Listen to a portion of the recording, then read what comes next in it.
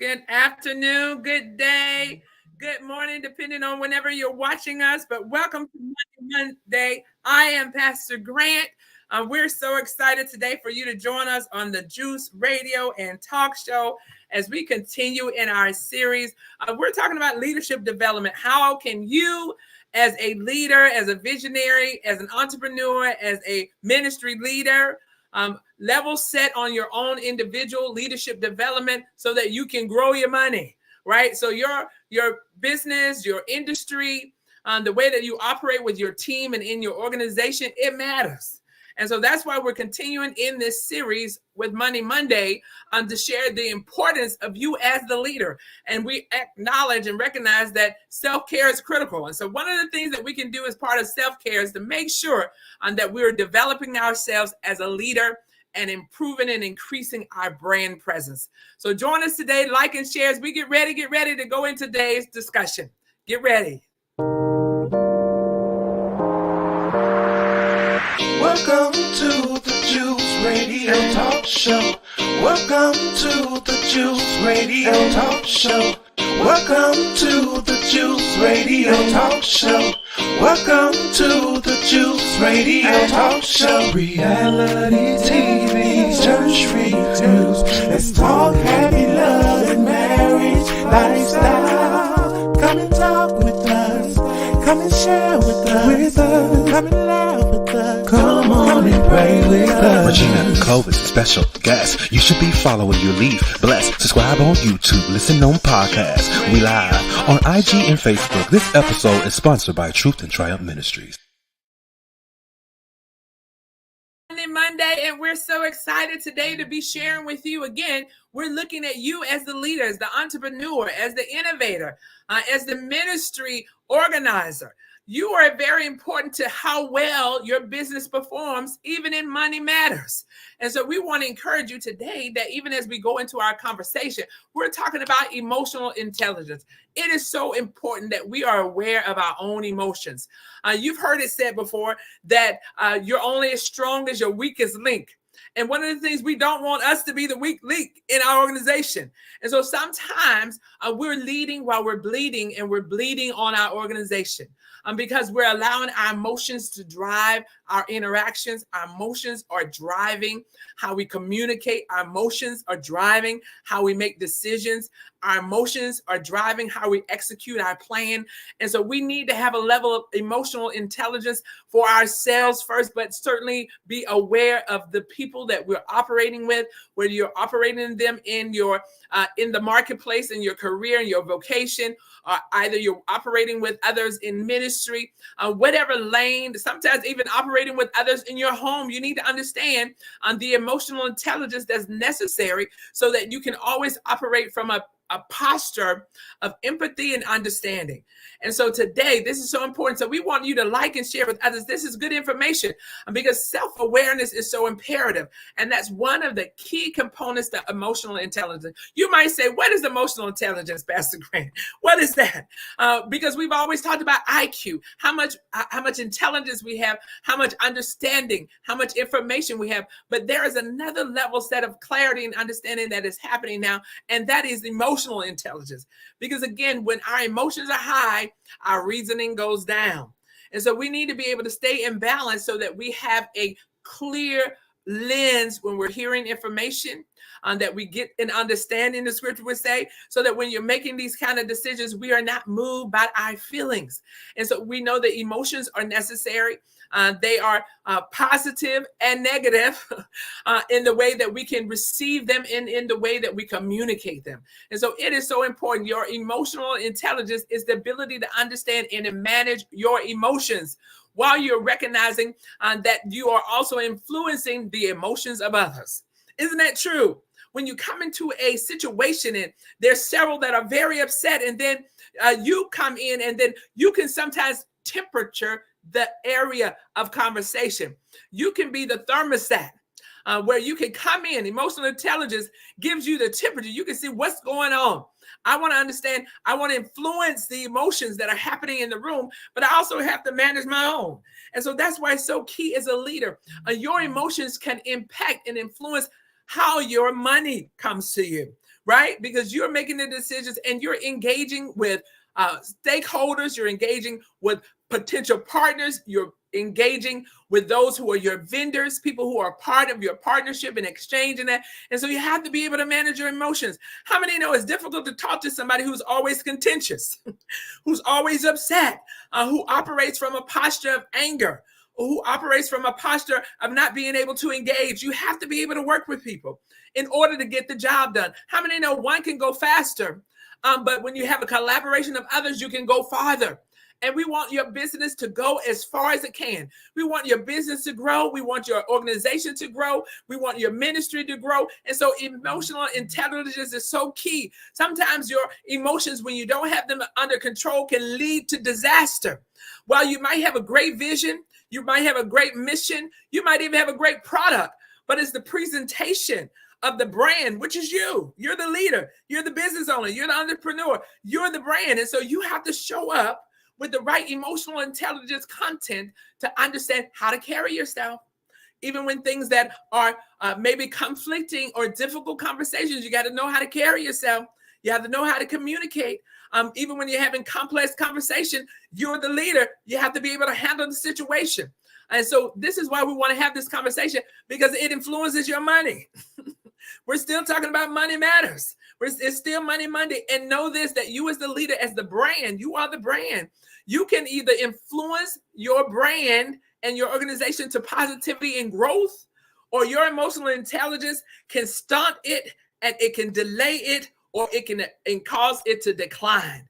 And so it's so important that we understand our emotions. Again, they're necessary. They're part of who we are, but we can manage them. We can do the self-control, fruit of the spirit, self-control. So while you may be in your feelings, that doesn't mean you have to express everything you feel. And it doesn't mean that you have to say everything in the posture of anger. So let's talk about it today. One of the key components of emotional intelligence is having self-awareness. Know what triggers you. Know what areas you do well in and what you don't.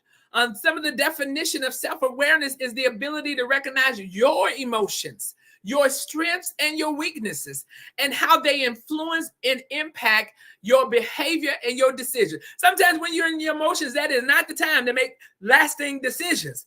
And this is the time to pray about it and get yourself back under control. Get information. I always say you need data before you make major decisions. And so sometimes with emotional discontrol, emotional discontent, where we're not able to control ourselves, bring ourselves under a subjection to what is happening in the situation, we can blow off the handle, and then we can find out sometimes you can find out the information you were given was inaccurate. It was wrong. And so you behave in a posture that now you have to do damage control. So be aware of what triggers you, what makes you upset. Are you the kind of person, sometimes when we're A personalities and you're a leader like myself, I have to be very mindful to listen to others intentionally. Be intentional. I have to be intentional. Wait, let everybody speak. Wait, listen to understand. Don't listen to respond. So when you know you have those areas, or you know sometimes there's certain areas of your life that when people make constructive feedback, one thing as a leader, you've got to be able to take constructive feedback if you're going to grow. You have to be able to sit in it. And you have to grow to that level of being able to say what they are saying to me is relevant. It is important to be self-aware. If you're the kind of person and you already know in your emotions that you get upset when people give you constructive feedback because you feel like you've done a good job, no one is saying that you're not doing a good job, but what they're saying is, this is my perception of how it made me feel. And so you got to be willing to hear that. Again, you got to be willing to understand that everyone has a perspective and they can add value when you sit in it and listen. And so we have to understand what are our strengths, the things that you do well. And so that is very important too, even in emotional intelligence. Even when you do it well, you don't want to come off as haughty. You don't want to come off as high-minded. And so you have to make sure that you're also managing your emotions in that regard, so that you always come across as somebody that can be engaging. You don't want to feel like you separated yourself so far from your team and so far from the people that you're leading, so far from your organization. You are so far the brand that nobody else can participate in the activity that's necessary to get the job done. You always want to be close enough to inspect what you expect. You want to be close enough so that you have a relationship and you can build trust. And so even while you're strong in that area, that can't be your mantra. that I know everything. You have to be able to manage emotional intelligence so that you can use the benefit of the collaborative effort. And so you want to make sure that you manage that. So the definition of self-awareness is know where you are in your emotions. Know if you're the person who too laid back. Because we've talked about people that are very excited and they get very emotional, but you also don't want to be disconnected. It's hard to work with people who are disconnected, who don't want to be involved. And so if you're that type of leader, no, you're not a macro manager, but you don't want to be absent either. You cannot be an absent leader. You cannot allow others to carry the authority and the responsibility of what truly belongs to you. And so while you have a shared decisioning power, you share it together, you are ultimately, as the leader, as the pastor, as the business owner, as the entrepreneur, the buck stops with you. And so you got to have that kind of responsibility so that I lead others to lead. I want to grow leaders. That's me. I like to grow leaders. I like to grow people so that they have the ability and responsibility to learn how to swim in new lanes, but I'm not absent. I'm not an absent manager. I want to be able to have conversation with that person in such a manner so that they grow in safety, so that they fail forward, so that even when they make a mistake, if they do something without consulting me, and it doesn't lead to what we expected it to do, I don't beat them over the head. I have conversation. Well, yes, you tried that. Here's what I suggest for the next time. Here's what we can do so that we right step, fail forward, push people forward into their next, right? And so that's so important. So really self-awareness is knowing where you are. Where am I in my emotional stability? Where am I? Where do I get too high and where do I get too low? And then what do I need to do to balance myself? And so to practice that, one of the practice things that you can do could sometimes be journaling. What upset me today? What made me feel so negative today? What made me feel disconnected today? What made me feel that I couldn't empathize with what was happening? And then some of the things that you can certainly do is ask for feedback from trusted colleagues or trusted partners in what you do. Because sometimes people can see your blind spots when you can't. We all got a blind spot. And so these are areas of our life where we really don't see what it looks like. We have a different perception than what's really being presented. So sometimes in our attempt to do well, that's why self-awareness is so important. In our attempts to do well or bring our point across, we may come across in a different way than what the receiver received. And so having that kind of dialogue, having that open communication with others on your team, maybe even private, you don't have to do it in an open group. You can do it private. You can do anonymous. There are a lot of tools and software where you can do some anonymous surveys. Just want to know, how am I doing as a leader? And so that is a good tool for gauging your self-awareness. Now, there's another point that we're talking about today in emotional intelligence. Again, self-awareness is so key. But the next one is self-regulation. Oh, my goodness. You've got to learn how to self-regulate. It doesn't mean that you don't get angry. It doesn't mean that you don't get upset. It doesn't mean that what's happening isn't very important or impactful to you. But you've got to regulate yourself. You've got to have self-control in the circumstance so that you are able to make essential decisions from a posture of wisdom. When you regulate yourself, you're able to remain wise in the circumstance and not allow your emotions to rule over reasoning. That's why you have to regulate, because when your emotion is high, reasoning is low. You have to regulate so that even when you feel that, oh my goodness, even when you feel the need to want to get upset about something, your reasoning comes in because I'm regulating myself. And so that way I can have and retain my composure. I can remain with my composure. Why? Because you're still representing your brand. This is your money. And sometimes you're going to find yourself at the business table. And while there is huge dialogue that can be very passionate, trust me, I've been there. And when you're talking about money, you're talking about finances, or you're talking about corrective improvement, some of these things can lead to passionate conversations. But when you're having passionate conversations, you've got to self-regulate. You don't want to come across angry. You don't want to come across contentious. You don't want to leave disdain with the people that you're having business with, because you don't want to burn bridges you might need to cross again. You may not always disagree on the certain topics, but there may be a time when you need to have that conversation again. Listen, I've had it many times in business aspects where I attempted to do something the first time and it didn't work well.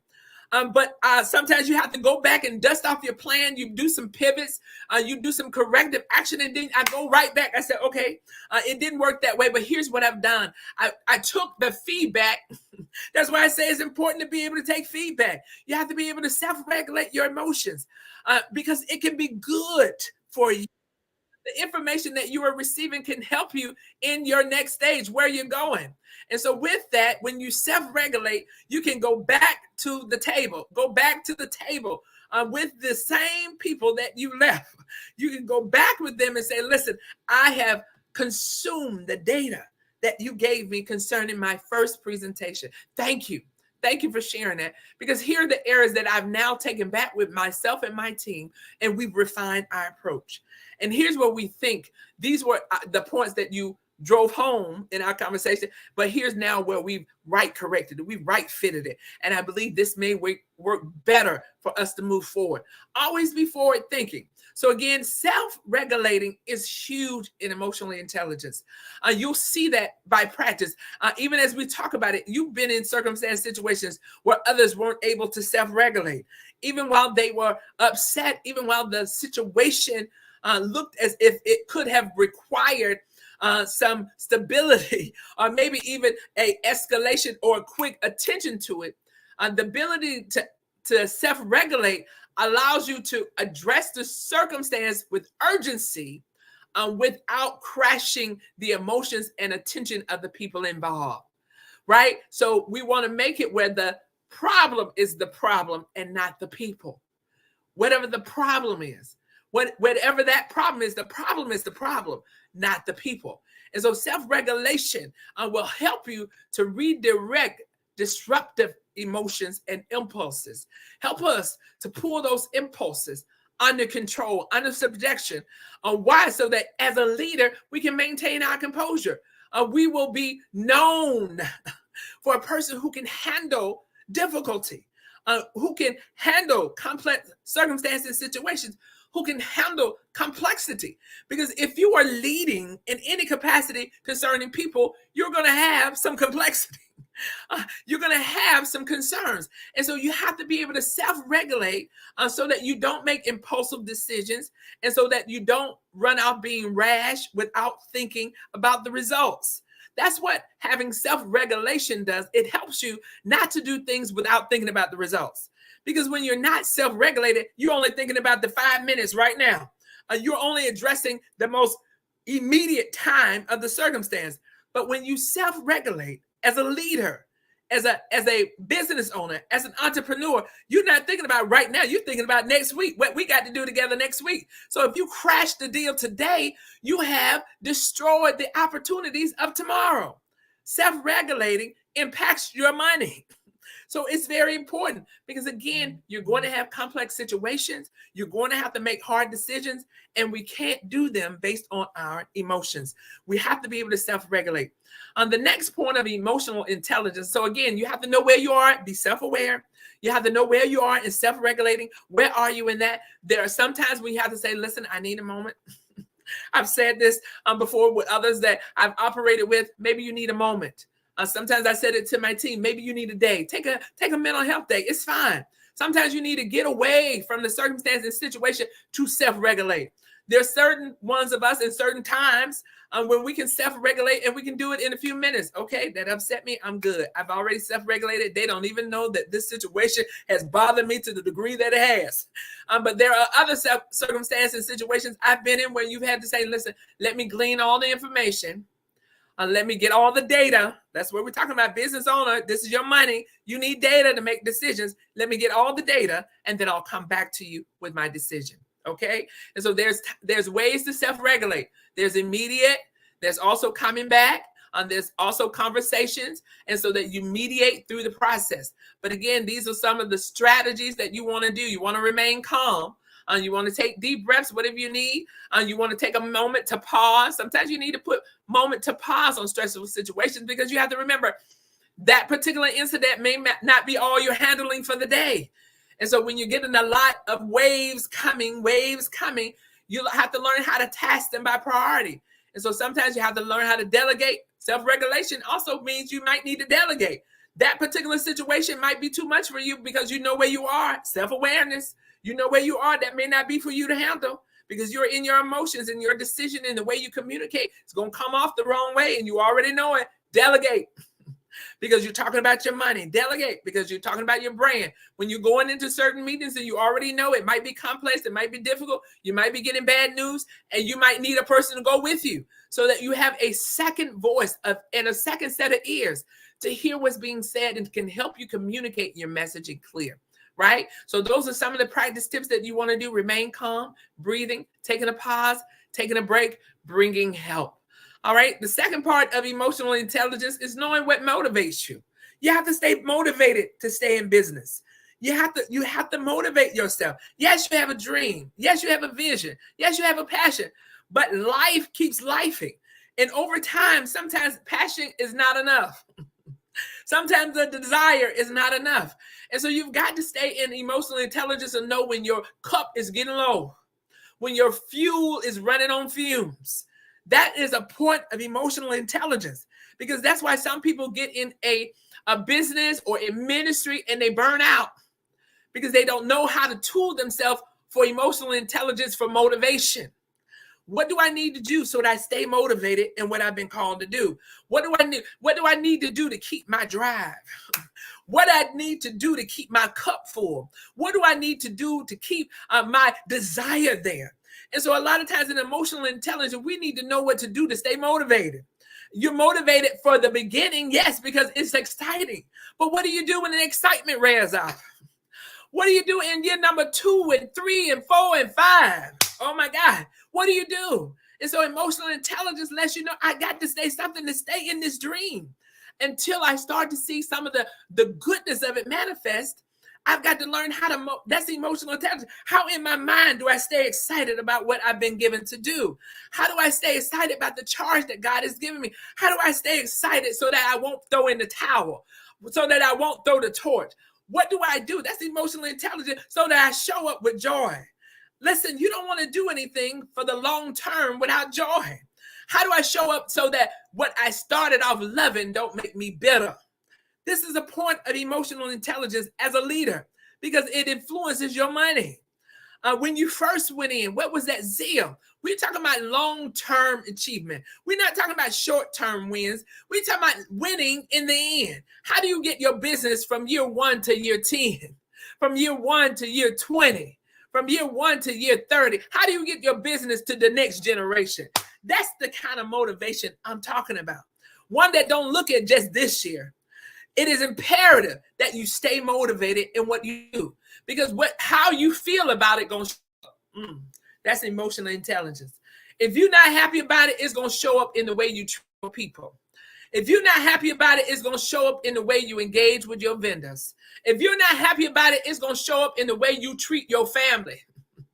Because you're working to support your family. You're working to create generational wealth. You're working to establish something in the earth that will remain. And so it's going to show up when you lose your motivation in the way you exchange with others.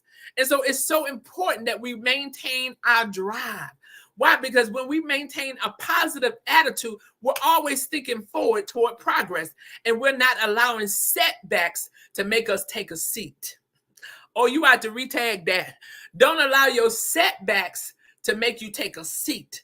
When you have the right level of emotional intelligence and motivation, even when you have a setback, it's going to make you, hallelujah, shake off the dust off of you, make you shake it off your shoulders, make you do the things that you need to re-examine what happened, and then how do I now rightly correct it so that I can move forward. And it gets you to the place that you know how to recover fast. Yes. Recover fast. That's what motivation does.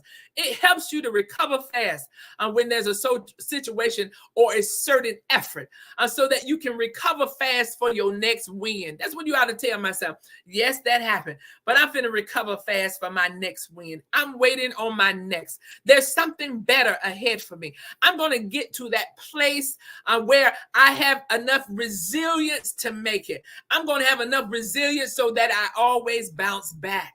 That's what I'm saying. That's the emotional intelligence in motivation will get for you. You will always bounce back. You will always come back. You will always win. You're going to keep your face and your foot going forward, not backwards. And so these are some of the things that you can do, motivational tips that you can do. One is to make clear and achievable goals. Don't set out to do something that you know is impossible. Break it up in chunks. Break it up. If I just do this week. Sometimes the reason why we don't get started in things because we made the goal to achieve in this week this large. And the fact that you have to do that in 7 days is difficult for you. And so in a mindset, sometimes we trigger our mind triggers to say, well, I'm not going to do it because I can't, I'm not going to be able to do that. Then break it up into smaller chunks so that it is achievable. So you stay motivated. Because I'm like you and most people, when I get something done, I put a check on it, I get motivated. I'm excited about it. I said, okay, I'm moving on to the next thing. So make it a small chunk so that you can get a small win. And so every time you win, you add on. And so every time you win, you make progress. And every time you win, you get motivated. Listen, you can do it. We can do it because you got a long-term vision, but you can have some short-term goals to get there. The next thing I want to talk about for emotional intelligence, I just have 2 more points. So we've talked about 1, you need to be self-aware. 2, you need to self-regulate. 2, 3, you got to be motivated. You got to be motivated to make it. Next, we want to talk about you got to have empathy. Emotional intelligence means I have to have empathy, meaning I have to have the ability to understand and share the feelings of others. I got to have empathy. Emotional intelligence is not just about your emotions, but the emotions of others that you exchange with. So you got to be able to understand why sometimes people are not upset at you. They have other things going on. And so we, as a leader, you cannot operate from a posture of offense.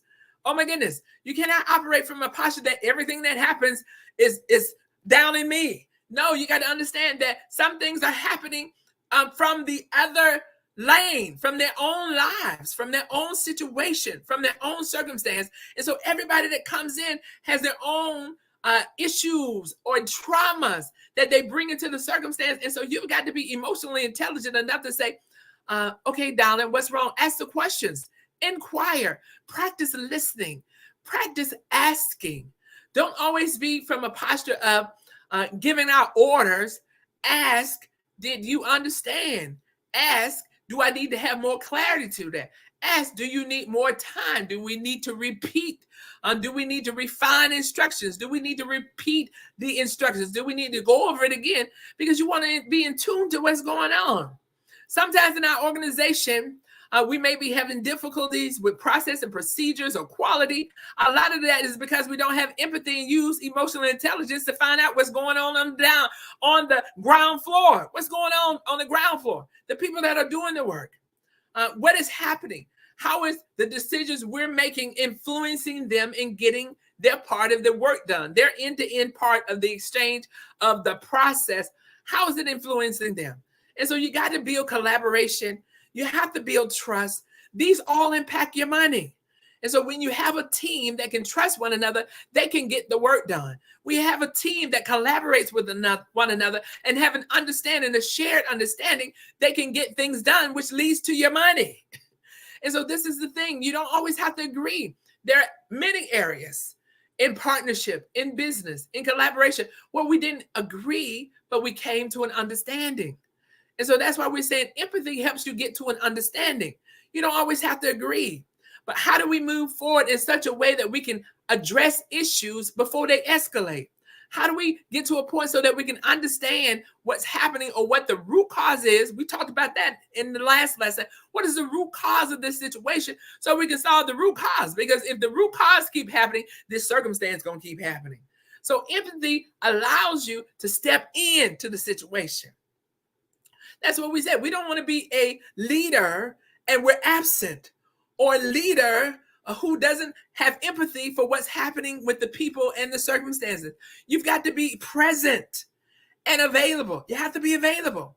And so that helps you to draw on your empathy. So some of the tips that you can use with gaining more empathy, if you need that, is to actively listen. And I do that intentionally because I know me, I'm a doer. I like to get things done. I'm an executor. I've been doing it for many years. I'm the person that I get things done. And so with that, I have to also slow myself down to listen to get all the data, be an active listener, meaning listen to hear not listen to respond and do. Listen to hear, to empathize, and to gain understanding, not listen to understand to do. Okay? And so that's a huge application that we can do as part of our emotional intelligence, so that can help us align to encourage our team, to encourage open communication, because this is the thing. Nobody wants to come to you as a leader while they may have a problem this difficult. They always want to send somebody else. Okay, who's going to be the fatted cow? Who's going to be the sacrifice to go and talk to the manager or to our leader or to our pastor? Because they always have a bad attitude when you bring them the news that needs to be corrected. When you bring them bad news, this is a part of the business, to know what issues you have so that you can help address them. That's what we do as a leader. That's what we do as a business owner. That's what we do as an entrepreneur. That's our role, is to carry the weight of responsibility. And so there, when you have empathy, you allow an easier entrance to open dialogue. And so the last one we want to talk about is having social skills, right? So this is emotional intelligence. You got to have some social skills, meaning this is the ability to manage your relationships effectively and build networks. Listen, I've said it before. Your network is your net worth. So you got to be social. That's a part of emotional intelligence. You cannot own a business or a ministry or have any type of product or service or be a consultant without gaining social skills. That's emotional intelligence. You have to know how to work with people, how to be social, and in different degrees, in different areas. Oh my goodness, I have so many lanes that I operate in ministry, in my vocation, as an executive, in my organization, as a business owner, as a ministry partner with several different ministries, a book club. Oh my goodness. And there's so many other lanes that I help and invest in, literacy training. So you have to know how to navigate in all these different segmentations of your life. The audience may be different. The people that you engage in may be different. And so your social skills and how you train that is you learn how to read the room. You know how to show up well. And so that impacts your money.